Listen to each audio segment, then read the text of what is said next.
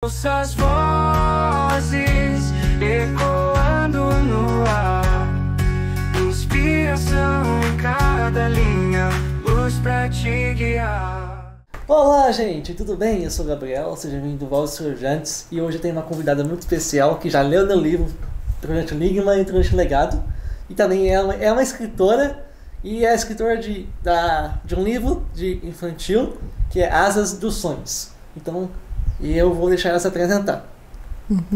O meu nome é Priscila Celes e eu sou escritora, contadora de histórias e também professora na rede municipal de ensino, né? Nesse momento eu estou afastada na Secretaria de Educação como formadora. Tá? Então é bastante coisa aí, né, para falar. Mas principalmente aqui eu estou falando com o Gabriel como escritora e contadora de histórias. Eu vou falar um pouquinho aí sobre os livros, sobre os projetos, né? Um pouquinho do livro do Gabriel, que eu também li, gostei muito. A gente vai falar sobre tudo isso aqui hoje, tá? Então, em 2009 eu me efetivei no município de Limeira como professora, e desde aquela época eu tenho lecionado, principalmente aí para as crianças de 6, 7 anos de idade, né? Ao final, quando eu já estava indo para a secretaria, eu peguei um pouco os maiores, em terceiros e quartos anos, que eu ainda não tinha lecionado. Eu sempre lecionei por os menores mesmo. E foi aí então que surgiu a oportunidade, né, de ir ser formadora na secretaria, na área da língua portuguesa, que é no que eu sou formada. Eu sou formada em letras na Unesp de Araraquara, isso aí já faz uns 20 e poucos anos, já faz um tempinho, e é isso. Então, como professora, eu trabalho à frente aí da área de língua portuguesa, junto com mais 2 colegas, e também nas relações étnico-raciais com outro grupo, que o Gabriel vai falar um pouquinho, ele vai querer saber um pouquinho mais, né, daqui a pouco, e também em algumas pesquisas, né, enfim. Então, geralmente são essas as frentes que eu estou envolvida, né, o clube de leitura também. Então, na parte de docência é isso.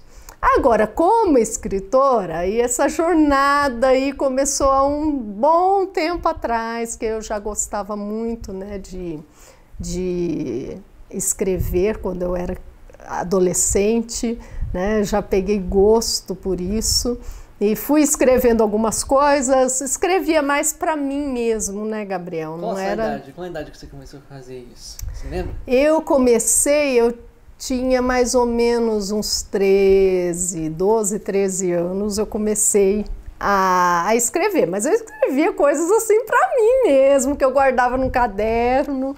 Essa parte eu nunca publiquei, tá guardada lá, tem nos meus guardados, mas não foi publicado. E eu fui juntando, né, eu fui desenvolvendo. A primeira vez que eu publiquei alguma coisa foi numa revista, na faculdade, que eu resolvi colocar um poema meu para publicar, né? Então foi a primeira vez, isso foi em 2001, 2002, por aí. Você lembra do título? Era Ainda.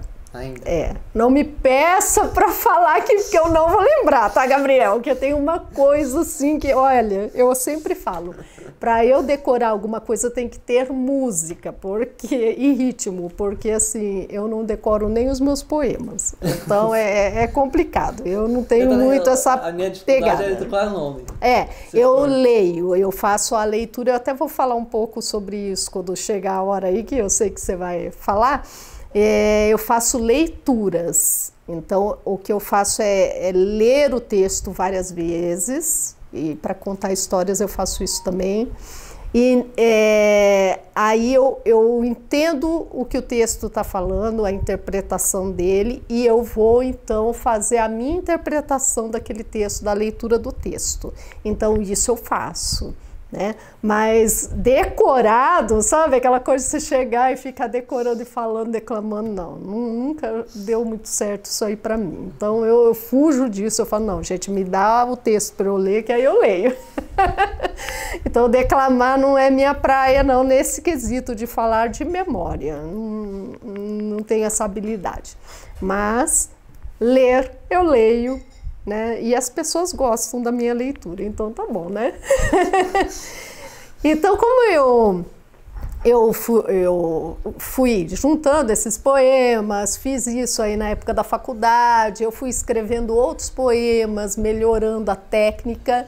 Quando chegou ali, em 2014 mais ou menos, que eu já fazia parte da Sociedade Literária, aí eu fui para publicar mesmo. E eu entrei na antologia Verso Amigo, o primeiro verso amigo que o Carlos Alberto Fiore fez, né, para publicação dos autores aqui de Limeira. Então essa foi a minha primeira publicação, que ele fez uma festa lá na Bienal. A primeira Bienal a gente nunca esquece, né, Gabriel? É isso. Eu também já fui lá com o pessoal para fazer essa festinha, ela foi muito bom, né? E foi a primeira vez que eu publiquei, eu realmente aí resolvi fazer. E na área do poema. Então eu digo assim, que eu escrevo poemas, até hoje eu escrevo, mas agora eu resolvi ir para uma outra área que também é a do conto infantil.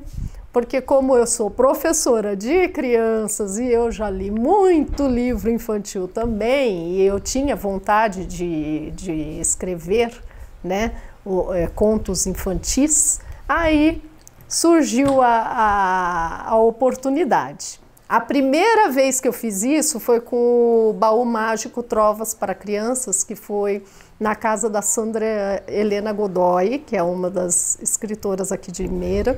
Nós tínhamos um grupo lá, eu, ela, o Fiore, e nós resolvemos escrever e publicar as trovas. Foi bem bacana, a gente publicou o livro, tal, lançamos. E aí o Asas do Sonho veio aí para eu poder colocar aí a minha individualidade, né, no conto infantil, que ali era poema ainda. Esse já é narrativa, né, em que eu coloquei aí essa área que faltava para publicação, né, ao público. É isso. Como que foi trabalhar junto com outros autores no livro que você falou? Do Baú Mágico. Olha, foi interessante, porque nós estávamos fazendo aulas, né? O Fiore, ele dá aulas de poemas. É bem legal. E foi 2015 e nós estávamos fazendo aulas com ele, né? E aí ele lançou essa ideia. Vamos escrever um livro de trovas, né? Porque estávamos lá aprendendo trovas. Vamos escrever um livro de trovas para crianças, para infância, porque tem trovas para adulto, para criança é difícil de encontrar. Aí eu falei, vamos. A Sandra também falou, ok, e começamos. O que é complicado é assim, né, Gabriel? Você tem um prazo, porque ele entrou em contato com a editora como organizador, então você tem um prazo para escrever, para fazer a revisão, né, entregar para a editora. Então essa foi a parte mais complicada, porque você tem que entregar, né, e cada um tinha um tema para desenvolver. Então cada autor ia escrever sobre aquele tema. E eram 3 poemas, é um abaixo do outro. Eu não tenho ele aqui, tá, para mostrar, mas é um poema abaixo do outro assim. Cada autor fez uma trova sobre o tema que é do universo infantil. Então, por exemplo, Casa da Avó, escola, sei lá, brinquedo, tudo aquilo que faz parte mesmo do universo da infância. Que legal. Então foi bem corrido, né? Mas falamos, bom, vamos enfrentar o desafio aí e fazer. Esse livro a gente não publicou mais, a gente fez aquela primeira publicação, vendemos, e aí não fizemos uma nova publicação. Tá? E aí cada um foi fazer projetos individuais, então ele acabou não tendo uma segunda publicação. Não sei se de repente vai ter aí um dia ainda, mas por enquanto... estamos aí com as publicações solo, né? Mas foi bacana, foi legal, teve bastante repercussão em escolas na época, né? Então, valeu a pena. Certo. E agora voltando no seu livro O Asas dos Sonhos. Como que surgiu? Qual que foi a ideia? Então vamos lá. O Asas do Sonho, eu já tinha a ideia de uma personagem que era uma lagarta. Ela nasceu já na minha mente, mas eu não sabia exatamente como é que eu ia colocá-la. Então eu tive várias ideias de onde essa lagarta ia aparecer, o que ia acontecer com ela e tal. Eu ia colocar um conto dentro de um conto, mas aí eu falei, não vai dar certo isso, larguei mão. E foi legal porque ficou durante um tempo essa ideia, o que eu vou fazer com essa lagarta? E foi em 2000, agora eu não vou lembrar exatamente, 2018, 2019, acho que foi em 2019, eu fui fazer a pós-graduação em narrativas orais, contação de histórias com a Carmelina Toledo Pisa, né, lá em Americana. E durante as aulas, a Carmelina é incrível, né? E ela falou, bom, vamos pegar aqui alguns materiais e vocês vão ter que trabalhar esses materiais e fazer uma contação. Então ela foi sua professora? Ela foi, a Carmelina foi minha professora, sim, né? Ela e o Anderson sempre estiveram aí na minha trajetória como contadora de histórias, os dois, né? O Anderson Bronha. Então, o que aconteceu? Ela pediu para fazer isso e eu fui lá, tá? Peguei lá alguns materiais e comecei com a lagarta de novo. A lagarta veio de novo, essa lagarta.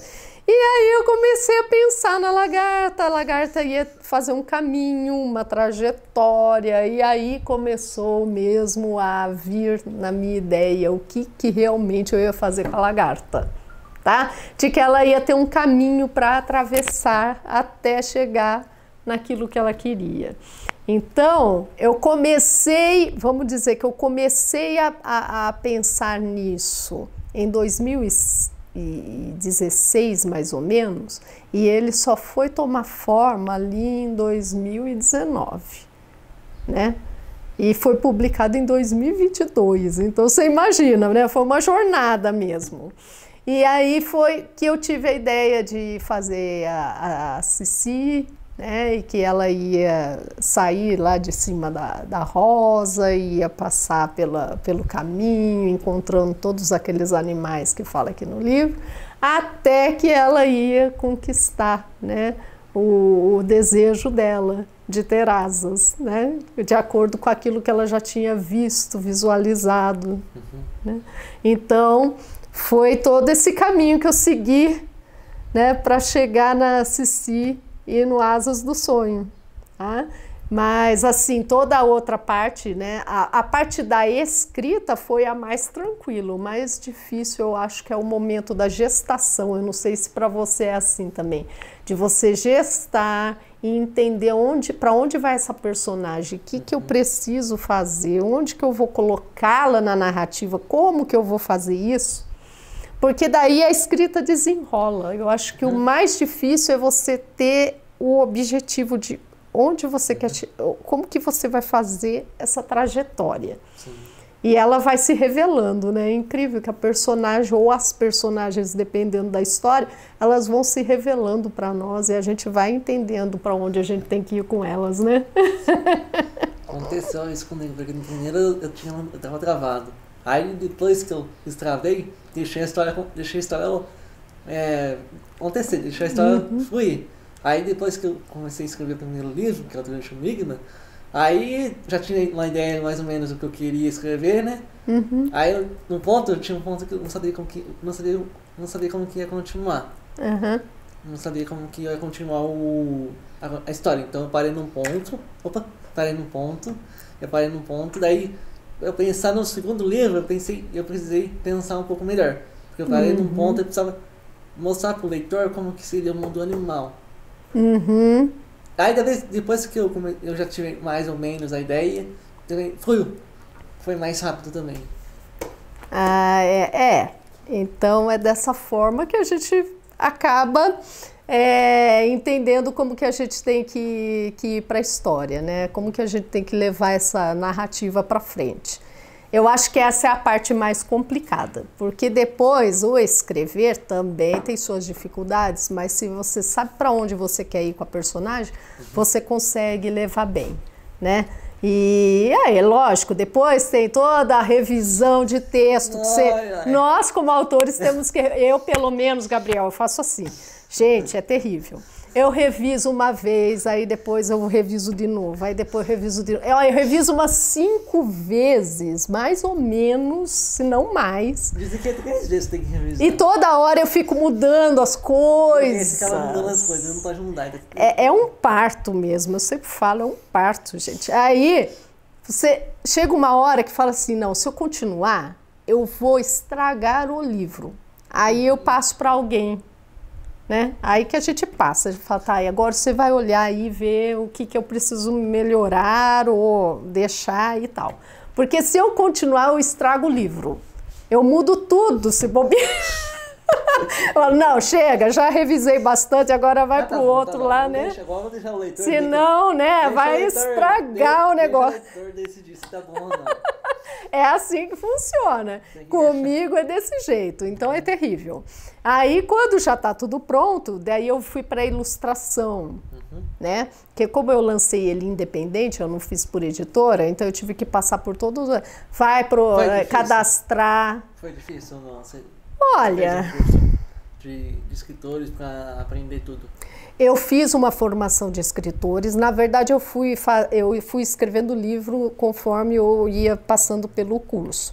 Só que, assim, esse curso, ele deu muita visão para mim, não necessariamente da escrita, mas dos gêneros. Não, imagina, fica tranquilo. Continua. Dos gêneros, do conto infantil, da narrativa longa, né? No caso do romance, enfim. Então, ele deu toda essa visualização para mim de cada gênero, do que tinha que fazer em cada gênero, como planificar, né? Para romance, por exemplo, que era algo que eu estava interessada em fazer, já estava no processo, mas o negócio não estava andando, né? E como estruturar isso. E a escrita também, é lógico, a gente vai pegando alguns outros macetes aí que às vezes a gente não tem essas ideias exatamente de como fazer, por exemplo, da parte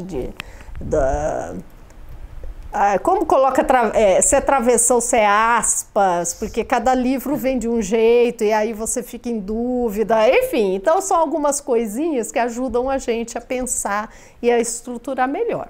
Então eu fiz assim, eu tenho esse curso de formação de escritores, né?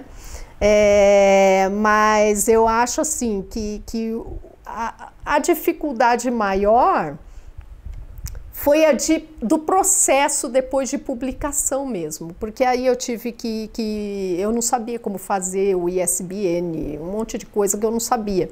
Então eu tive que procurar como é que eu fazia registro, como é que eu fazia o ISBN, como que eu tinha que colocar direitinho lá para dar tudo certo. Então eram várias questões. Você coloca dentro do livro, Isso, exatamente. E no caso eu tinha a ilustração, porque o meu livro é infantil, e livro infantil não tem jeito, tem que ser ilustração. E aí é uma outra questão, porque o infantil, além da ilustração, a ilustração tem que ser colorida, tem que ser algo que chama a atenção da criança.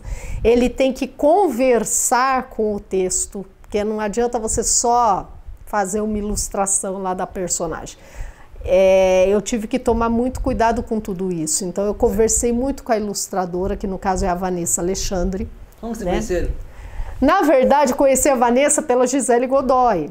Por quê? Porque a Vanessa ilustrou o livro dela, né? O primeiro livro dela, Contos Sem Fadas, e eu gostei muito do traço. E quando eu pensei no Asas do Sonho, eu pensei, nossa, o traço da Vanessa vai ter tudo a ver com o livro, porque eu queria essas formas mais arredondadas, sabe? Essa coisa mais suave, né? Para dar mesmo essa ideia do sonho, do caminhar através desse sonho. Então, eu queria que a ilustração tivesse tudo a ver com o livro. Eu tomei muito cuidado na escolha, tomei muito cuidado na forma como ia casar tudo isso. E a Vanessa foi uma ilustradora que me ajudou muito, porque foi o meu primeiro livro que eu tive que fazer sozinha. E ela foi muito legal, porque assim, ela diagramou, ela colocou tudo, o texto todo certinho junto com as ilustrações. Eu fui conversando muito com ela, porque eu tomo muito cuidado com cores, com coisas assim que né? É até assim, por exemplo, tem o escorpião, né? Então eu falei para ela, olha, eu não quero determinadas cores para esse escorpião. Então eu queria uma cor que fosse assim meio ocre, meio neutra, que não tivesse identificação com cor nenhuma, entendeu? Que identificasse alguma cor assim, ou alguma, enfim, qualquer coisa que tivesse ligação com etnias, com caracterizações. Eu tomei muito cuidado com isso. Eu tomo muito cuidado com isso na minha literatura, né? E aí eu falei, eu não quero, ó, tais cores aqui, você vai tomar cuidado com isso, eu quero assim, eu quero assado, olha, faz mais claro isso aqui, esse aqui você, né? Então eu fui direcionando também como eu queria, a cor da borboleta depois das asas, que tinha o azul dourado. Então eu falei, olha, eu quero assim, assim, assado. Eu trabalhei muito junto com ela, né? Eu tomei muito cuidado com essa parte e para realmente fazer esse casamento da ilustração com o texto. Vocês continuam em contato? Tem contato com ela ainda? Eu não converso com ela, tá? Isso daí foi algo assim bem profissional mesmo. Mas é assim, né? Se eu preciso, eu entro em contato, eu converso com ela. Ela até queria vir na época do lançamento, mas aí ela ficou doente justo na época, não conseguiu vir, né? Mas era algo que eu queria, assim, que ela, né? E a gente, eu converso com ela quando precisa, eu falo com ela, mostro alguma coisa. Então, mas assim, na época ela me ajudou muito nisso e se eu precisar de mais os trabalhos dela, com certeza eu farei. E é um negócio assim, sabe, Gabriel? Eu não abro mão disso. Então, editoras assim que eu converso, e eu já tive uma que eu fui com eles lá para a Argentina, né, que você ficou sabendo. Como que foi aí na Argentina? Então, deixa eu só terminar aqui o pensamento, já vou entrar na Argentina. Tá. Então, que é a caravana, né? A caravana foi com quem eu fui para a Argentina e agora eu já estou vendo uma outra para publicação em português, porque a caravana ficou com a publicação em espanhol, né? Então, só que na época que eu fiz com a caravana, eu falei, eu quero as mesmas ilustrações, então eu bato muito isso. Eu falo, eu não quero, porque se vocês quiserem uma outra ilustração, tudo bem, mas vai ter que ser do jeito que eu quero, porque eu não tem como, eu não aceito, sabe? Eu sou muito assim, a parte da ilustração eu quero, porque eu acho que é isso, né, Gabriel? A obra é nossa, né? Então a gente precisa ir ter esse olhar, eu acho, mais responsável. Eu sempre falo que o autor ele é muito responsável pelo que ele faz, ele sabe, né? A história, né? Ele que criou a história, então tem que ter responsabilidade, ele né, sobre isso. Ele sabe o que a história está passando, ele sabe o personagem que você criou, você criou o ambiente. Eu sei que foi o criador, então você tem uma noção da história. Sim, é isso. E assim, eu fui com a caravana para Buenos Aires, né? Foi em abril desse ano, no final de abril, e foi uma experiência muito boa, né? Acabou acontecendo de participar lá com os autores na feira do livro de Buenos Aires, que era algo assim que foi bônus mesmo.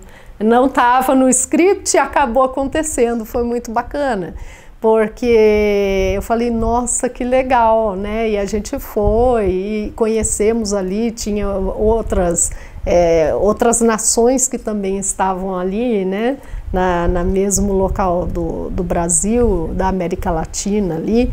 Então foi muito legal isso, a gente pôde ali apresentar os trabalhos, né? Ler a obra. Você leu lá? Ou você... Eu li em espanhol ainda, porque estava traduzido já, porque eles traduziram para o espanhol, né, a obra do Asas do Sonho. Então já tem em português e tem em espanhol por conta dessa tradução. E eu tive que ler em espanhol, imagina, né? Mas deu certo. É claro que 100% com certeza não ficou. É diferente o idioma? Sim, é diferente. Tem muitas palavras que são diferentes, né? Algumas você vai ver assim que tá bem, né? Tem alguma semelhança, não digo que é parecido, né? Semelhança. Mas a forma de falar é diferente. Então eu tive que ir treinando, sabe? No Google lá, pegando o tradutor e treinando a forma de falar, pelo menos a primeira parte, porque senão fica uma coisa muito fora do cabo, né? Mas lógico, a gente tem um sotacão bonito, que com certeza tem, mas a gente faz a nossa parte, a gente estuda, né? Mas foi muito legal essa experiência de ter ido para lá, ter conhecido a cidade, de ter participado de toda essa programação, né? Porque eles têm a editora aqui no Brasil, e tem a editora também lá em Buenos Aires, né? Em uma livraria. E eles queriam, o edital deles foi aberto para traduções em espanhol. Então quem foi para lá traduziu o livro em espanhol. Falei, tá bom, vamos lá, né? É a oportunidade que abriu, vamos nessa. E fomos, eu fui e gostei. Valeu a pena a oportunidade. Eu acho que toda oportunidade que se abre, se a gente pode... Vamos lá, porque vale a pena, né? Sim. E no caso, agora eu estou vendo aí o que eu vou fazer com o Asas, já estou aí pensando em algumas coisas, porque esse aqui foi uma edição independente. Certo. E eu estou querendo, assim, um selo mesmo editorial para poder avançar para outros níveis, né? Uhum. Porque não adianta, a gente sabe que algumas coisas que a gente quer, principalmente nessa parte do infantil, ele vai precisar aí que tenha uma editora atrás, mesmo que seja uma editora pequena. Eu não estou nem falando de editoras grandes, que isso aí eu nem né, não é uma coisa que eu estou pensando nisso. É algo que realmente assim tem um selo editorial que seja legal, que seja bacana e que dê para fazer aí um trabalho legal com Asas, né? E para seguir aí num outro ritmo, num outro momento desse conto aqui, desse livro. Então estamos aí vendo, vamos ver, vai ser cenas para os próximos episódios. Vai estar legal. Você tem uma noção, você já tem você quer continuar escrevendo esse Asas do Sonho, vai ter continuação? Não, esse aqui vai ser só ele mesmo, eu vou fazer uma segunda publicação dele. Tá? Mas não vai ter continuação do Asas, pelo menos não por enquanto, né, Gabriel? Não sei, de repente, né? Vai que, né? Eu vou fazer isso aqui. Eu não falo nunca, digo nunca, tá? Mas nesse momento eu tô querendo outras coisas também, então eu tô trabalhando num outro projeto agora, né? Qual projeto você está trabalhando? Eu estou trabalhando num romance, na verdade. Pois é. Eu nem sabia que existia esse termo, Gabriel. É novo, é novidade. Por quê? Eu gosto muito de romance de época, sempre gostei, né? Lembra que eu falei que a formação eu fui bem para narrativa longa, porque isso era um projeto que eu já tinha em mente que eu queria fazer, de muito tempo, né? Deixa eu tomar só um pouquinho aqui. Fica à vontade. Então, o que eu fiz? Eu comecei, veio na minha mente uma ideia, né? E ele vai assim, não vou dar spoilers, mesmo porque eu ainda estou nesse momento fazendo, mas seria assim, é romance de época.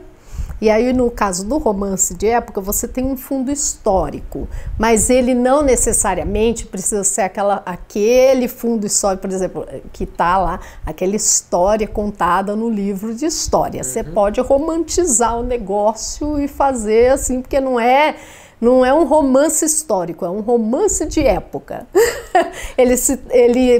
Ele é escrito num determinado momento histórico, tá? Que você pode romantizá-lo, não precisa ser ao pé da letra, tá? Ali como tá tudo dos pingos nos is, mas ele vai se passar ali entre a Europa e o Oriente, né? Principalmente ali o Japão. Então vai estar nesse, vai ser bacana. Tô aí nesse desafio e tá sendo bacana.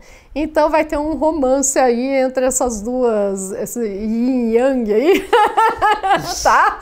Vai ter entre essas duas pontes, né? Entre Ocidente e Oriente, e a gente vai fazer aí esse romance que vai se passar. Uma parte ali em Portugal, mais ou menos, naquela área da Europa, e depois vai ser no Japão, China, naquela área ali, tá?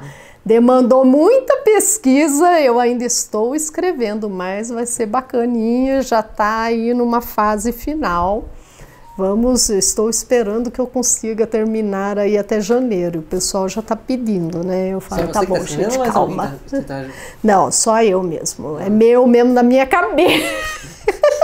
Tá na minha mente isso aqui, né?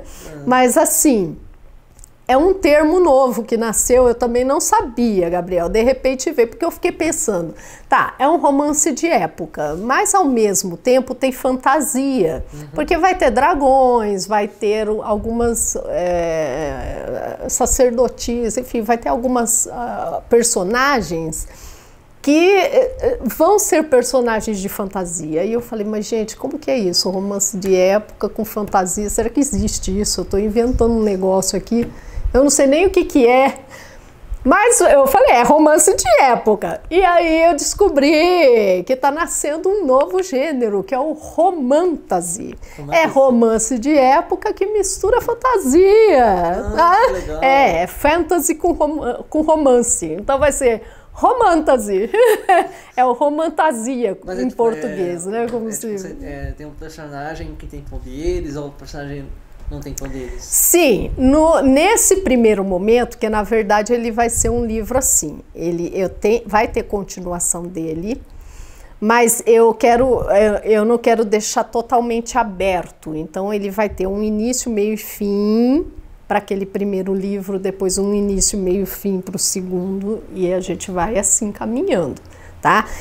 Só que vai ter a trajetória dessas personagens, conforme eles forem avançando, vai vendo que eles vão ter aí algumas questões com isso. Vai ter poder, sim, vai ter algumas... Por isso que exatamente. A gente pode entrar no livro? Pode, vamos lá, vamos falar do livro. Ai, olha, gente, eu vou falar uma coisa. Eu sempre gostei, eu sou assim, né? Eu quero meu personagem ter no seu livro. Como que faz a gente estar no personagem, o Miguel nessa história? Ai, meu Deus do céu! Como que eu vou colocar o Miguel na história? Jesus! Olha, vou ter que pensar, Gabriel, vamos ter que pensar num portal para o Miguel entrar nessa história. Olha, tudo é possível, hein? O Miguel vai ser o viajante do tempo. Ele viaja no tempo, vai ter poder de né? Eu sei que a sua tem continuação aí. Olha, a gente pode pensar, hein? Olha esse Gabriel, gente, cada um que eu converso vem com uma coisa. Teve uma que uma vez eu estava numa aula lá de mentoria de escrita e falou assim, uma capa, não sei do que. Eu falei, gente, olha, a pessoa já pensou numa capa. Eu falei, olha, é uma boa ideia, eu vou ver esse negócio de capa. Quem sabe, né? Olha, eu ainda não coloquei, mas ela tá aqui na minha cabeça, essa capa. Eu não sei não, acho que eu vou ter que voltar lá e botar essa capa, gente. Mas é umas coisas que acontecem e eu acho muito legal isso, Gabriel. Quando a gente vai conversando, a gente vai criando, sabe, outros mundos, outras maneiras. E olha, eu acho que até dá para botar o Miguel Hiro nessa história aí, viu? Viajar no tempo e ir lá. Xeretar! Ó, vamos pensar, porque o Miguel eu gosto dele. Eu já falei pra você que não é pra matar o Miguel. Se matar, não vai dar jeito. Você vai ter que fazer. Vai estar deixando seu livro. Você vai. Então tá bom, porque senão você vai ter que ressuscitar ele, você sabe, né? Eu já falei pro Gabriel. Não mata o Miguel Hiro, que ele é a minha personagem favorita. Se você matar o Miguel, vai ter que ser o Cavaleiros do Zodíaco. Ele vai ter que ser só supostamente morto. Vai ter que ressuscitar depois. E você gostou mais do primeiro Trecho Legado? Eu gostei mais do Enigma. Eu gostei. Sabe por quê? Eu vou falar por quê. Eu gosto da Nath. Eu já falei, porque eu adoro mulher de cabelo vermelho, tá, gente? Apesar de eu não ter, eu só pinto. Eu gosto de cabelo vermelho, mas assim, eu gostei muito da personagem do Hiro. Primeiro, por conta da diversidade mesmo, Gabriel. Você sabe, você já viu aí que eu trabalho muito com isso. E eu acho muito importante a gente colocar a diversidade dentro das nossas histórias, tá? Não pensar apenas em personagens brancas, de classe média, tal. A gente colocar uma diversidade e sem caracterização, sem aquelas premissas, né? Aquela caricatura que geralmente vem. Então, que descendente japonês, por exemplo, que é o caso do Hiro, ele tem que ser bom em tudo, que é de escola, tem que ser assim, tudo certinho, que ele é aquela coisa, parece um robozinho, e não, né, praticamente é um nota 10, ele não tem ideias diferentes, não faz coisas diferentes, né? E então eu acho que é muito legal a gente tirar isso de foco e pensar na personagem como ela é, sem essas caracterizações. E quando você fez o Hiro, eu percebi muito isso. O Hiro, ele é brincalhão, ele é engraçado, ele tem umas tiradas assim diferentes, né? Ele topa as aventuras, assim, não, vamos fazer, vamos lá, vamos resolver e tal. E eu gostei muito disso, porque você sai daquela personagem que é um descendente japonês, todo certinho, todo metódico, que, sabe, é aquela coisa assim, só TI. Não, que ele não é, ele sabe mexer, mas no fim das contas, quem mexe é outra pessoa, né? É a menina lá, qual que é o nome da menina? Esqueci. Do primeiro? Aquela que tá mexendo no computador, tem um nome lá. É Jaqueline. A Jaqueline. No fim é a Jaqueline, gente, que não tem nada a ver com o japonês que faz lá as coisas do TI, que mexe em tudo. O Hiro mesmo, ele fica lá olhando. Adorei aquilo. O Hiro dá os palpites, mas não é ele que vai lá. Agora eu vou mexer aqui e fazer tudo certinho, né? Então eu adorei isso no livro, Gabriel. Você tira aquela capa de... não, se a pessoa, se a personagem é descendente japonês, ele tem que ser nota 10, ele não pode rir, não pode ser engraçado, não sei o que. Você tira isso, você faz uma personagem, entendeu? Então eu adorei isso. O Miguel Hiro é incrível. Adorei. E ele vai para minha história, então, vamos pensar aí. Você vai, olha, vamos começar, eu vou adorar isso, viu? Passagem de tempo, pronto. Resolvemos.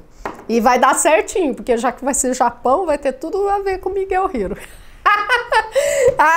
Gabriel, eu adoro isso, gente, conversar assim dessas coisas. Nossa, é muito bom. Agora, o segundo legado, o bacana é que você já levou para o outro mundo, né?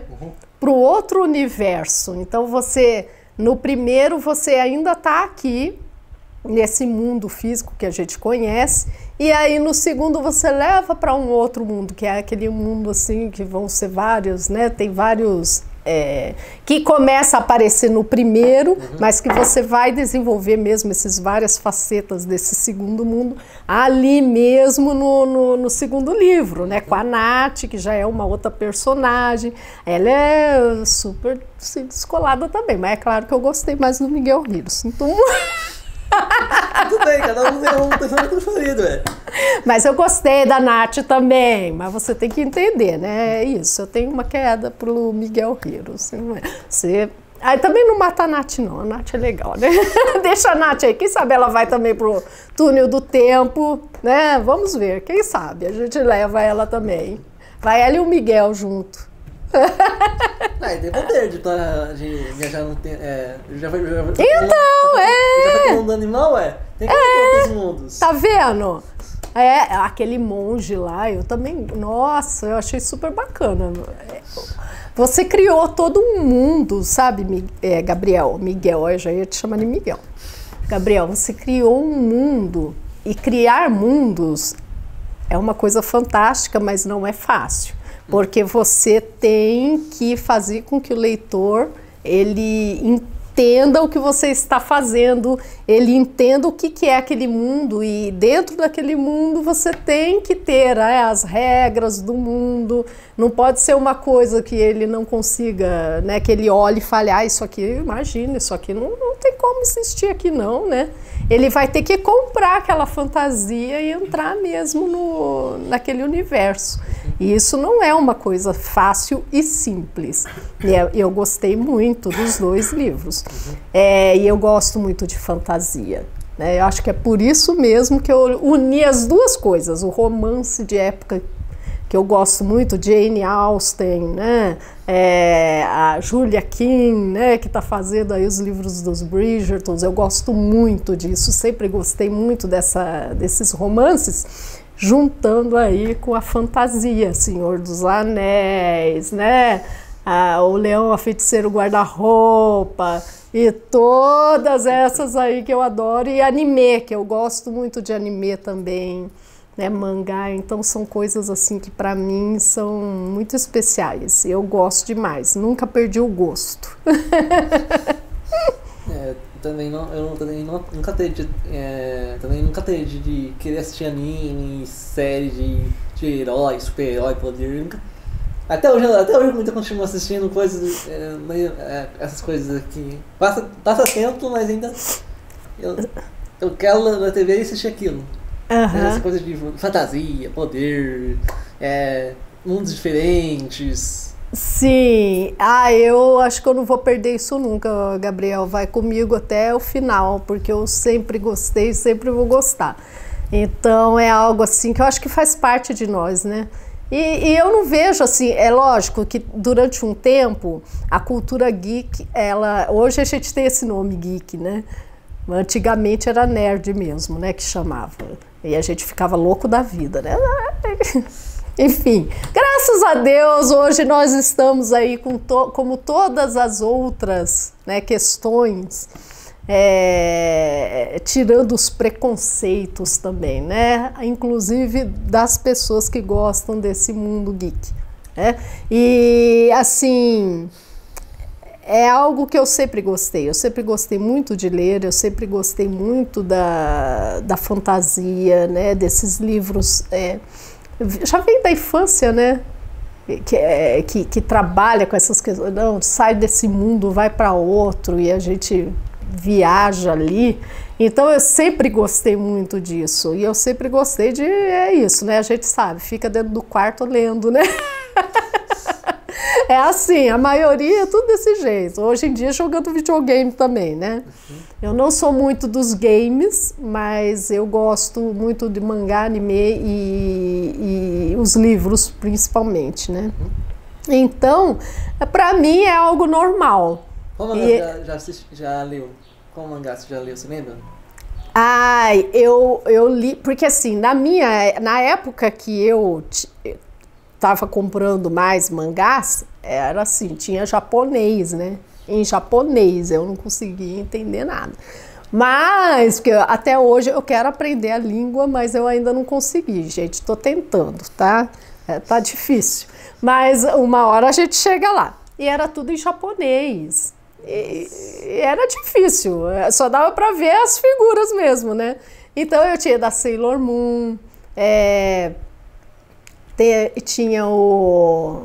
Deixa eu lembrar aqui, o Kenshin, que eu gostava bastante, né? Então já era um mangá que começou a vir para o Brasil, já tinha algumas coisas em português, mas era difícil. Hoje tem mais. Hoje a gente consegue encontrar em língua portuguesa, né? Mangás acessíveis para a gente ler. E ainda assim é bem caro, não é muito baratinho, não. É o preço de um livro praticamente, né? Então, mas assim, eu sempre tento ler algo, né? Para sempre estar por dentro do que está acontecendo. Né? Mas eu posso dizer para você que a Sailor Moon, eu li Sailor Moon, que eu gostava bastante na época, o Inuyasha também, né? Não era tanto em mangá, era mais a série mesmo, o anime, porque mangá era difícil, a maioria era tudo japonês, não tinha essa coisa do português. Agora é que tá vindo mais, né? E era bem caro. Mas assim, a Sailor Moon eu tenho o mangá dela, né? E eu tenho, tá lá guardado em casa, tem lá. Tinha um outro também que falava já dos robôs, é que eu não lembro o nome agora, filho, do anime, do mangá. Ai, se eu não me engano era do Clamp, mas agora eu não vou lembrar do nome do mangá. Mas ele falava assim, dos humanos com os robôs, sabe? Era uma coisa bem bacana, assim, e tinha romance também, eu gosto disso, né? Então fui ler o mangá. Mas o mais legal, assim, era assistir o anime. Então, o Kenshin eu assisti, Inuyasha assisti, a Sailor Moon eu assisti. Como você começou a entrar no grupo de escritores, esse grupo de leituras? Eu comecei com a Sol. Então, eu faço parte, né? Eu sou membro da Sociedade Literária Limeirense. Eu entrei em 2000 e... Deixa eu lembrar agora, hein? Faz um tempinho também. 2011 e 2012, foi por aí. Tá? Não vou lembrar exatamente o ano, mas foi nessa época. Foi a época, inclusive, que eu e a Gisele Godoy nos conhecemos. Foi nessa época aí. E eu entrei na sociedade, aí fazia parte do grupo, fazíamos os trabalhos juntos, então a gente escrevia poema, a gente lia ali entre nós, né, os poemas, cada autor lia, para até ter o feedback, né, do outro, o que tinha ali de legal, o que precisava mudar e tal. Era um momento assim bem bacana. E foi em 2014 então que a gente participou da antologia, né, para ir para a Bienal, que eu falei, o Verso Amigo. E nós fomos para a Bienal e lançamos o Verso Amigo 2, o 3, o 4, o 5. Nossa! Acho que já está no 6, esse ano fizeram 6 já. Olha, e eu participei de todos, mas é assim, Fiore vai lançando, cada Bienal ele lança um. Você ganha na parte do valor quando você... Porque geralmente assim, eu também participei do Casa da Poesia de São Paulo, né? E geralmente o que acontece? Na antologia, né, pode até ter 20, 30 autores, dependendo do que o organizador do projeto vai colocar, né? Vamos pôr aí, 15 autores escrevem 3 a 5 poemas e coloca ali no livro. Aí tem um organizador, né? Ele organiza tudo aquilo e rateia entre os escritores. Então, rateia lá a publicação, o que é para quem é iniciante, principalmente poema. Conto também tem. É que o conto tem que ser menor, ele tem que geralmente ter 1 página, 2 no máximo para conseguir entrar.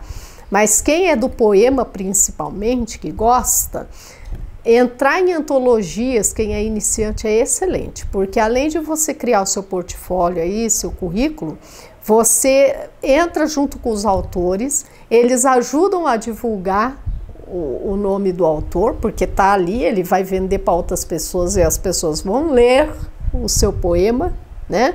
E você rateia o preço, então você não precisa pagar um livro de poema que você vai ter que fazer todo esse trabalho sozinho, né? E pagar todo o custo dele. Então isso é bacana, para quem é iniciante, entrar em antologias é assim uma dica maravilhosa. Dela, né? Excelente, é muito bom. E quem gosta do poema, vai nessa linha aí que dá muito certo. Ninguém vai estar na história dela, tô falando que vai estar. O quê? Vai estar na história sua.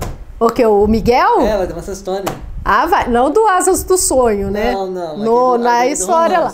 A gente vai resolver isso, Gabriel. Pronto, agora você já me colocou aqui, já tá no podcast, não vai ter jeito.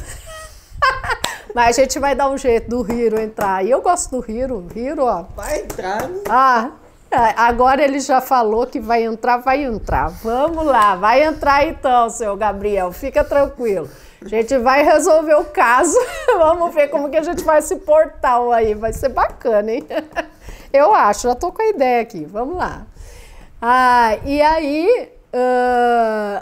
Bom, depois da Sol, eu até fui presidente da sociedade durante os anos aí de 2015 até mais ou menos 2020, época da pandemia, tá? E fizemos a Feira Literária Limeirense, que já está aí para o ano que vem, gente, já tem novidades, tá? Daqui a pouco vamos ter... Já tem um nome, tem um logotipo? É a Flim. A Flim, ela em 2016, 2017, 2018 e 2019, nós fizemos a Flim. Né, que é a Feira Literária Limeirense. Ela já existe, já tem o logo, tudo certinho, dá até para entrar, tem a página da feira no Facebook, tá? Você entra lá, é Feira Literária Limeirense. Só no Facebook ou tem um site? Por enquanto tem no Facebook, porque como nós paramos na pandemia e não retornamos com a feira, ela ficou parada. Mas vem novidades por aí, tá?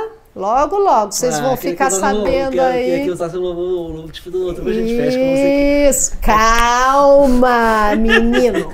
A gente tá vindo com as novidades, senão você vai ficar dando spoiler pra todo mundo. Tem que dar um suspense pro pessoal ficar, nossa, que feira é essa? Aí seus amigos vinham aqui também. Pensa o quê? Vai ser um arraso, vai ser fenomenal. Um podcast também pode estar lá também? Claro, a gente pode colocar, vamos falar com a Gisele. Sim, eu já falei, vai estar você, vai estar um monte de gente, vai ser muito bacana, Gabriel, vai ser legal. Entrar numa conversa ali, conversando com todo mundo. Vai ser bacana. Você vai ajudar a gente, já tá no hall, já tá? Já vou falar com a Gisele, ó, você pode colocar ele no hall aí, que ele vai ajudar a gente com essa divulgação aí dessa Flim. Vai. E vai ser bacana. Então vai vir aí novidades logo, logo sobre essa feira, tá, gente? Mas ela já existiu. Fizemos 4 anos de feira durante esse tempo, tá? E paramos com a da pandemia. Veio a pandemia, parou tudo, né? E aí ficou difícil da gente retornar. Mas vai voltar de novo, se Deus quiser. E aí... onde vende, velho. Mas é onde o leitor tem contato com o escritor. Isso! Contato com o leitor. Porque tem que ter. Tem que ter contato, né? Pra conversar com... Sim. Conversar. E é a muito gente bom. consegue ficar só... a gente não consegue ficar só nós, assim, tipo, no seu canto. Ficar no seu canto lá sozinho. Aí você escreve... Fica sozinho lá no seu canto. Não tem como você ficar sozinho. Você tem que ter contato com o ser humano. Sim, isso é importante. Eu sempre falo, o trabalho do escritor, ele é um trabalho solitário. Porque quando você tem a ideia, você escreve, e tudo isso é um trabalho solitário, que você tem um leitor na sua mente, mas você não está com ele ali ao vivo. Né? O trabalho que o escritor faz junto com o leitor é quando o livro já está publicado, ou antes, em que a gente faz todo aquele trabalho na rede social. A gente vai, né, trabalhando aí para ter aqueles leitores potenciais nossos, né, que gostam do que a gente faz, que gostam daquilo que a gente escreve, que estão junto e que acabam se transformando nos nossos leitores, né? Só que esse tete a tete é um pouco mais difícil da gente ter, porque geralmente ele é virtual. Eu gostei e tal, fiz isso, é legal aquela personagem. Agora ali, tete a tete, é na hora que você tá numa feira, na hora que você tá numa exposição, né? Então é ali que o leitor tem a possibilidade de chegar no autor, trocar uma ideia, ter o livro autografado, e isso é muito bacana, tem que ter esse momento. Não só para o leitor conhecer o autor e haver esse engajamento, mas também para o escritor conhecer os leitores, né? Porque eu acho que isso é muito legal, quando a gente vê a carinha deles ali, aí você vê que tem alguém que realmente... Nossa, inclusive, tipo, eu fiz um evento... Tá, né? Quando eu fiz um Lendo o que evento você do tá West escrevendo. Fest, eu contei um leitor meu, que tinha no primeiro livro, que é o Shurigma. Ele chegou lá assim, oi, tudo bem? Eu já vi seu primeiro livro. Aí já aproveitei, e aí, o que você achou do primeiro livro? Nossa, achei legal pra caramba, não sei o que. Aí ele gosta, o leitor gosta, ele é um leitor que gosta de questão de samurai, coisa de espada e tal. Legal. Aí ele já gostou da ideia, né? Lógico. Tem tudo a ver, né, Gabriel? Sim. Aí ele foi lá e comprou o segundo. Aí ele não me conhecia no começo. Ele tinha comprado meu primeiro livro numa feira, num lugar que é feira de livros, sabe? Ele tinha comprado meu primeiro lá. Aí, como o pai dele sabia que eu ia fazer um evento do Grande Fest, a segunda edição, ele foi lá para me conhecer e adquirir o livro com autografado. Ai, que Nossa, legal. foi muito legal. Isso é bacana. Nossa, é muito bom. Eu também gosto, né? Vem os leitores mirins e eles são muito carinhosos, né? Eles, nossa, te abraçam. Motiva a gente a querer escrever mais, fazer mais projetos, criar mais eventos, a gente tá nos lugares. Exatamente. Ano que vem a gente vai colocar tudo isso em prática. E aí eu faço parte de mais duas também instituições. Que esse ano eu entrei na Academia Limeirense de Letras, que é a ALI, né?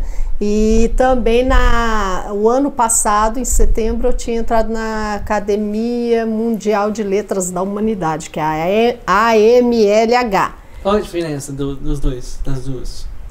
A MLH, ela abrange muito mais pessoas, porque eles têm uma conexão.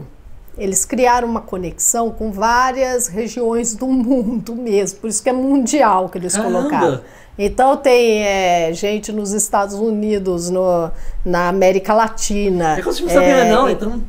Como se fosse a não. Né? Então eles fazem alguns eventos, por exemplo, aqui no Brasil, tem em Maceió, eles vão criando aí os eventos no Brasil e eles fazem algumas coisas ao redor do mundo. Eles vão postando lá para nós o que eles vão fazendo. Assim, então ela é uma academia que tem essa finalidade de... Que a gente precisava alcançar mais gente. Exatamente. O presidente é o Camilo, que ele faz parte também do doutor Camilo, né? Que faz parte da Academia Limeirense de Letras, e a doutora Simone Portela, que também faz parte da Academia Limeirense de Letras. Os dois fazem parte. Então não estou fazendo parte disso ainda. Exatamente. Porque quando tiver, como fala? Quando tiver o momento lá de pedir nome, aí eu já sei qual é o nome que eu vou dar. Calma, bem, calma. Tudo tem seu tempo. Calma. Espere e vai chegar a sua vez, logo, logo. Mas é legal, porque muitas pessoas não têm esse conhecimento de que existe a academia de letras até na cidade delas. E muitas vezes elas não têm esse conhecimento de que existe isso. Ajuda, né? O custo das impressões do livro ou não? Não, na verdade, gente, as academias, até as sociedades literárias, elas não fazem esse trabalho. O que acontece dentro das academias e das sociedades, na verdade, vamos dizer que é essa troca e conexão com outros escritores, tá? Que tem sim uma ajuda, por exemplo, na divulgação, em trabalhos diferenciados que você não faz normalmente se não estiver vinculado a uma academia ou uma sociedade, entende? Agora, essa parte da publicação, pelo menos no momento, algumas academias fazem sim publicações, tá? Elas fazem essas publicações, mas aí elas englobam todos os escritores da academia, nunca é assim individual, né? Então, quando elas fazem um trabalho de publicação, é mais ou menos como uma antologia, como uma coletânea, em que quem está a fim de fazer entra junto, né, para entregar esse material e fazer parte daquele livro, daquela antologia. Certo. Tá? Mas assim, a publicação individual é uma coisa que o próprio autor vai ter que fazer essa caminhada. O que a gente consegue muitas vezes é o apoio de outros escritores, colegas, que vão ajudando a gente, dando pistas, falando, ó, vai por aqui, vai por ali, divulga o trabalho. Quando você vai lançar um livro, você não lança sozinho. Você tem as pessoas que vão ajudar a divulgar, você tem as pessoas que vão estar ali com você, entendeu? Que vão estar dando ajuda mesmo, muitas vezes trabalhando para o lançamento acontecer. Então essa é a parte boa de você estar na sociedade ou numa academia. Entendi. Tá? Então é mais por esse lado. Mas é claro, tudo tem o lado de... Eu acho que assim, agrega muito... até para a gente ter um olhar diferente, sabe?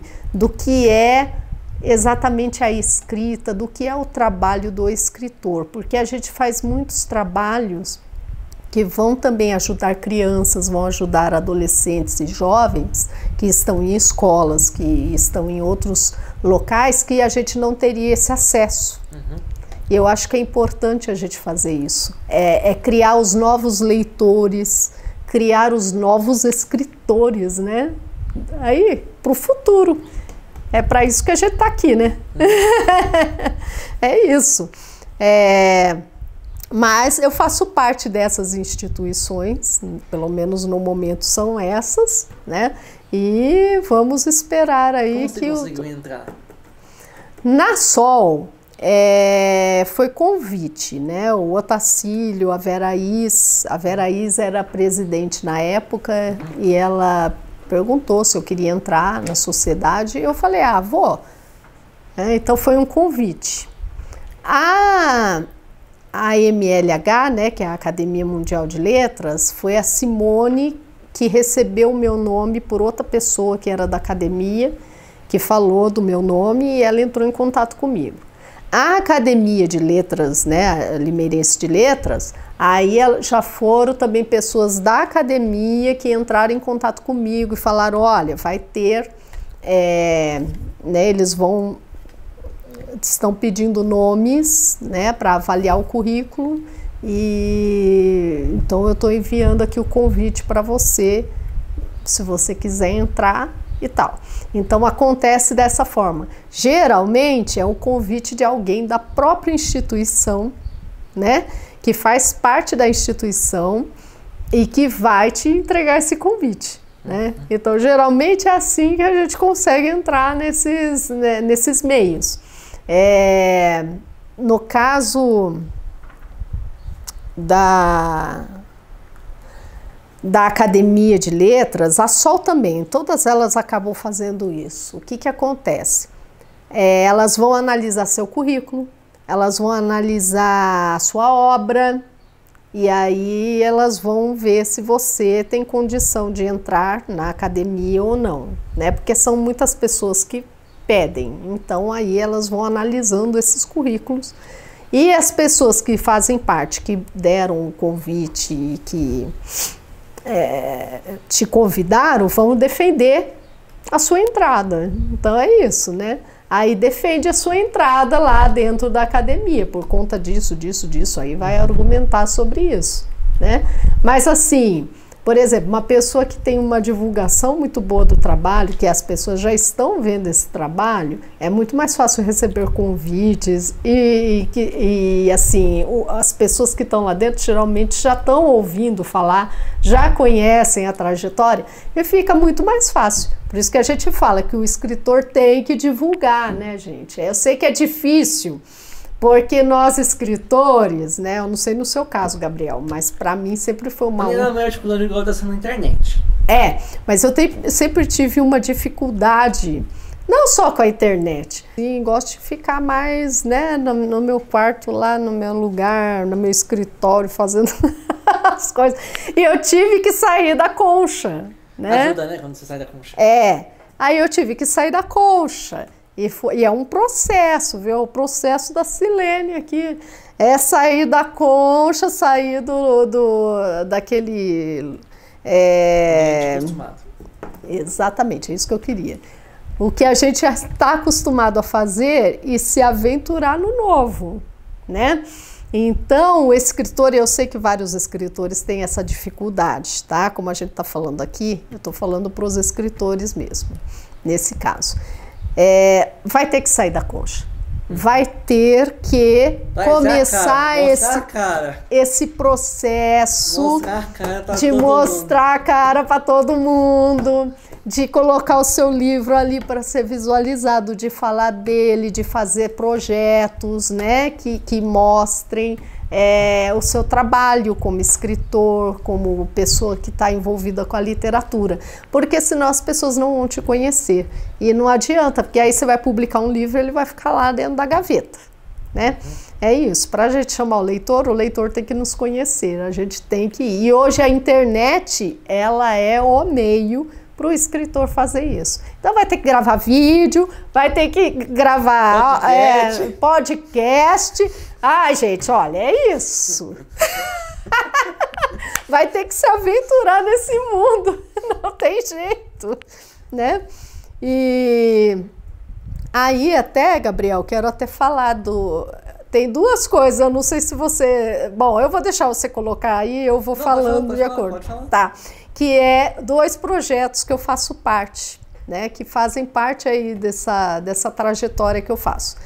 Um que tem a ver com romance de época e o outro que tem a ver com a infância, né, que é o meu outro público. Eu falo, agora eu tenho 2 públicos.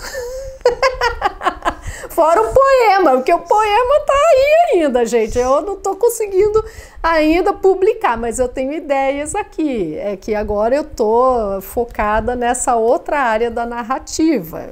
E eu quero continuar aqui por enquanto. Mas o poema eu não esqueci, não. Então a gente mas vai ser mais pra frente.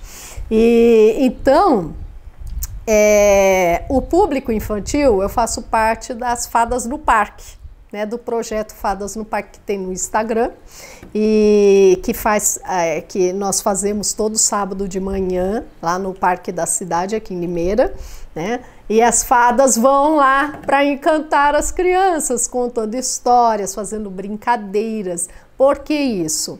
O objetivo é exatamente criar os leitores infantis.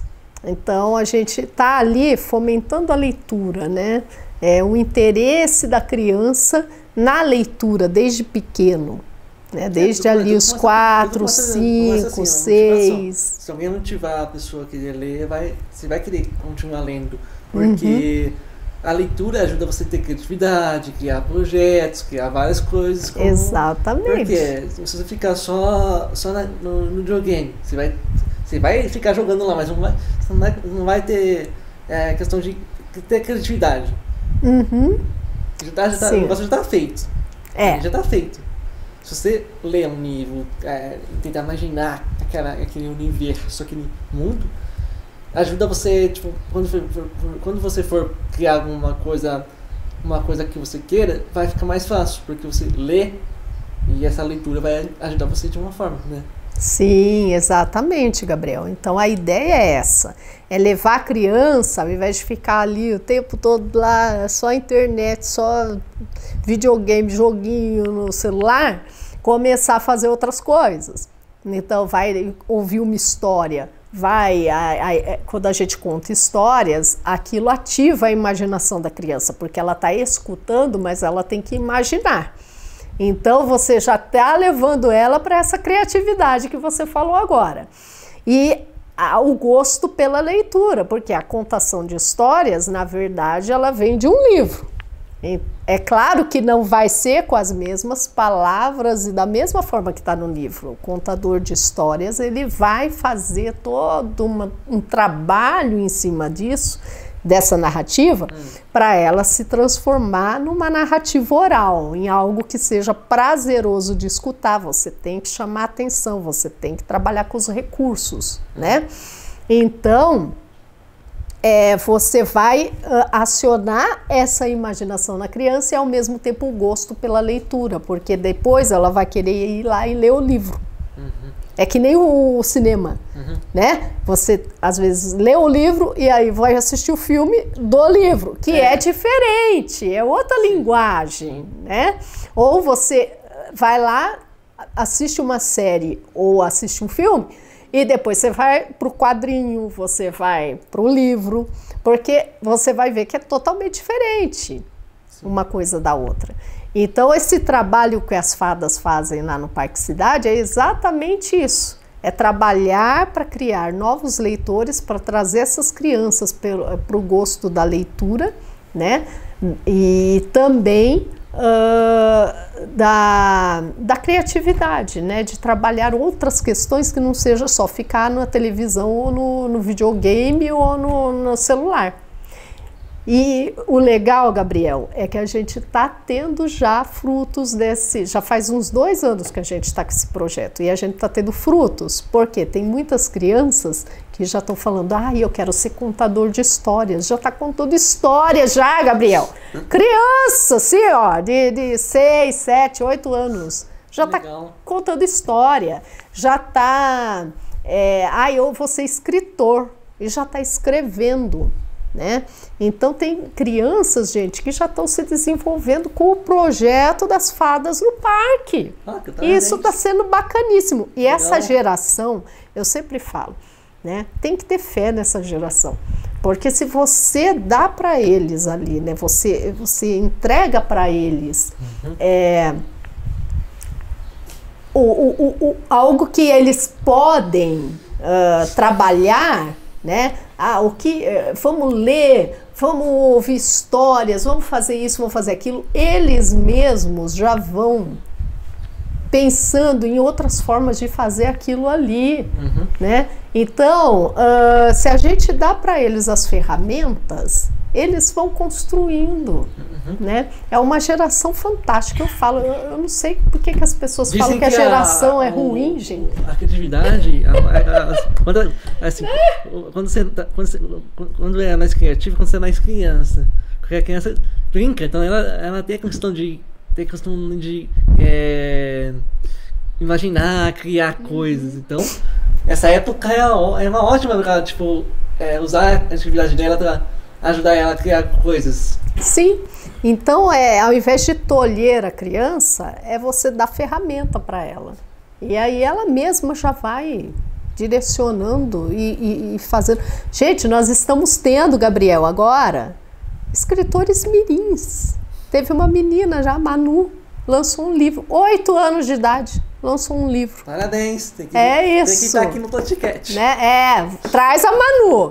Eu vou passar o contato dela para você. Traz a Manu.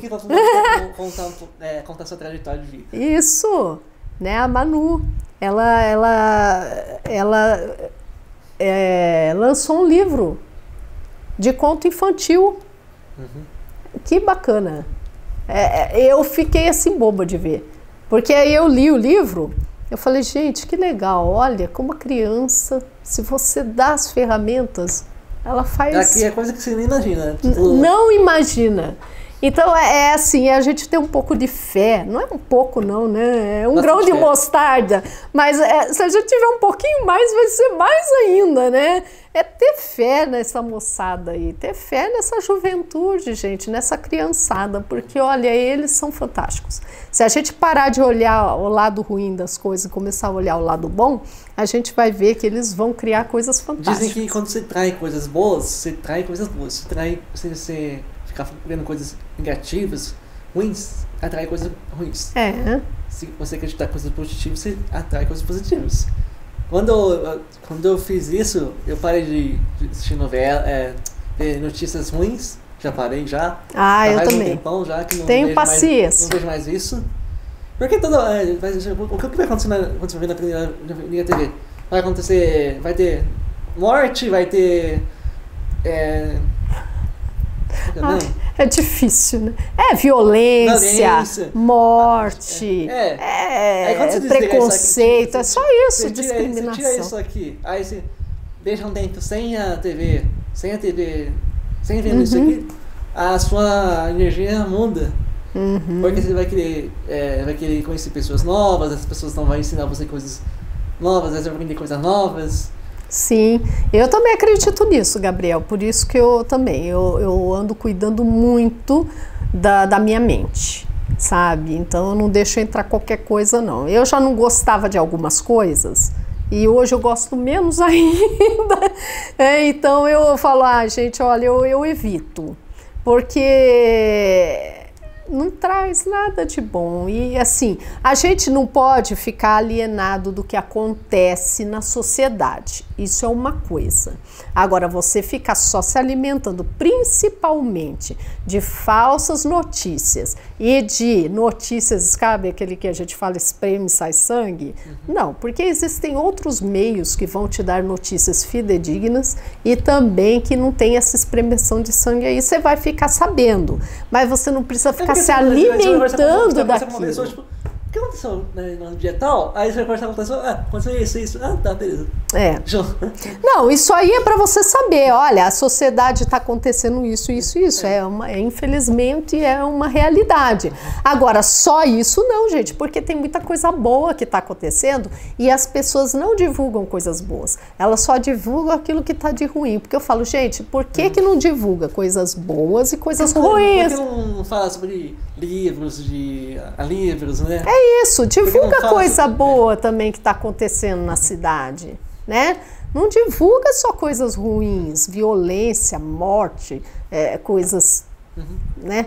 A gente tem que saber o que acontece, é claro que tem que saber. Agora, tem que ter coisa boa também, até para você equilibrar, né? Agora, tem uns veículos que eu vou falar para você, que não tem condição, que se você for ficar vendo aquilo lá, você cai em depressão, né?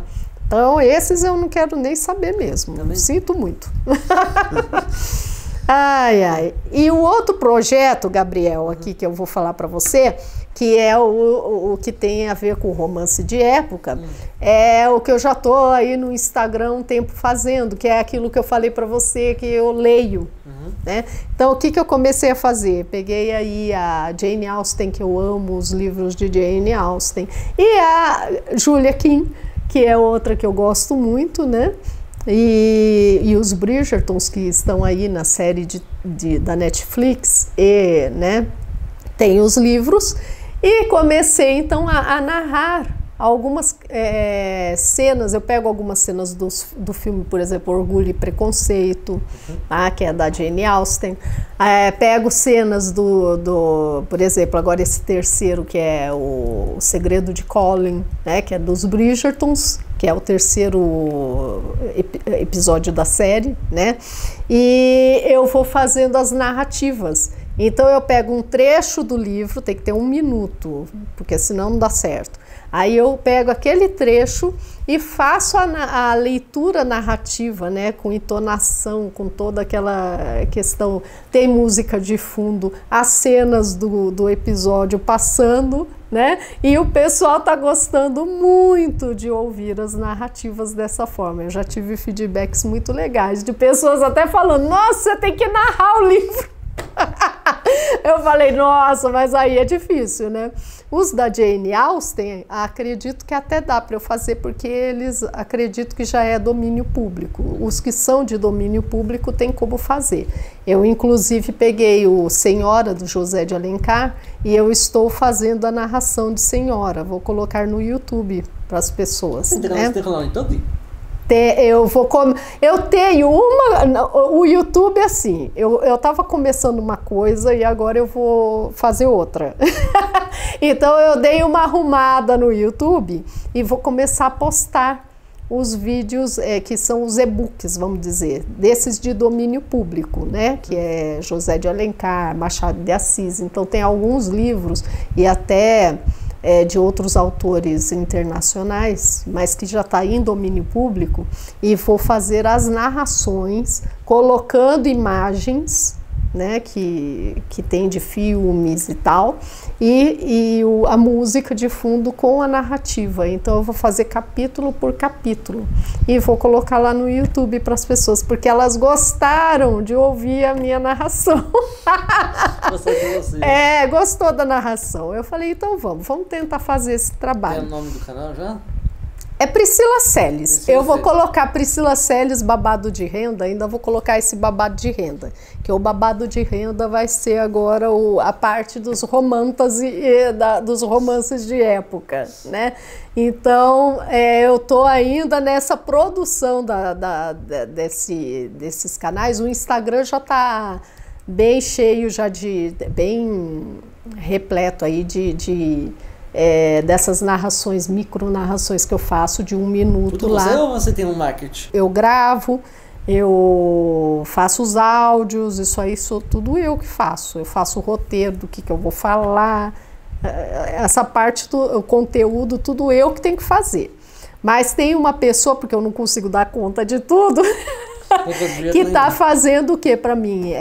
Pegando os vídeos, aí ela recorta, faz toda aquela parte que para mim, se eu for fazer isso, Gabriel, vai demorar assim 1 mês, entendeu? Para sair. Então eu preciso de alguém que me ajude com isso, porque realmente para mim não dá. Então ela pega o vídeo, ela arruma tudo, deixa tudo bonitinho, faz os cortes, o corte que tem que fazer, coloca a música do fundo, coloca as imagens e lança lá para mim. Então isso aí ela faz. Eu deixei para uma pessoa fazer, porque se fosse depender de mim, eu ia lançar um a cada mês. Não tem jeito. Não dá. Aí eu falei, não, essa parte eu vou entregar para alguém, porque a gente não dá conta de fazer tudo. Não. Ou a gente faz o que a gente tem capacidade para fazer e habilidade, ou a gente vai ficar fazendo tudo e não vai dar conta de nada, né? Então essa parte eu falei, não, vou entregar para essa pessoa fazer, né? Então ela faz e dessa parte eu fico tranquila, porque daí ela faz, eu só vejo o produto final, tá bom, ok, e aí eu coloco na plataforma, tá? Mas ela tá fazendo. Então na parte do romance aí, é isso que eu tô nesse momento fazendo. Logo mais, assim que o romance aí, o Romantase estiver já finalizado, já ok, aí eu vou colocar aí algumas coisas dessa nova fase para as pessoas entenderem o que vai ser esse romance e já começar a pensar aí na divulgação dele mesmo, né? Se Deus quiser, até final de janeiro eu dou conta disso, e aí em fevereiro a gente já começa aí a entregar essa outra parte para o pessoal. Por enquanto é só para vocês ficarem curiosos que tá vindo aí romance de época com fantasia. E o Hiro vai aparecer aí, gente. A gente vai dar um jeito de colocar o Hiro nessa parada. Não sei ainda como a gente vai fazer, mas nós vamos pensar, né, Gabriel? Pro século XIX. Essa é legal. Vai ser bacana, hein? Eu tô achando que vai ser bacana isso aí, ó. Me dá asa, e aí o negócio vai voar mesmo, viu, Gabriel? Ó, não é à toa. O primeiro escritor, você quer saber quem foi o primeiro escritor? Foi o primeiro homem que desenhou na caverna. Esse foi o primeiro escritor. E o primeiro contador de histórias foi aquele que foi numa fogueira lá, que arrumou uma fogueira, ficou contando um monte de história de caçada para entreter todo mundo ali, né? Na Idade da Pedra. Na Idade da Pedra. Foi lá que começou as narrativas, tanto a oral quanto a escrita, gente.